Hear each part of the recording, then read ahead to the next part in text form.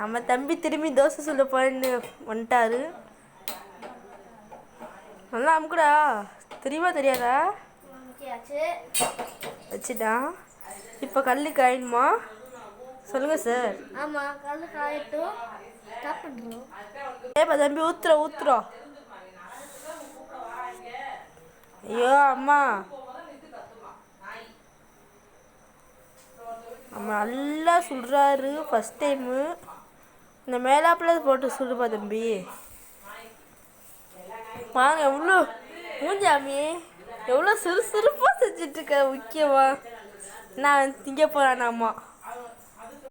என்ன ஊற்றுறோம் காய்ஸ்?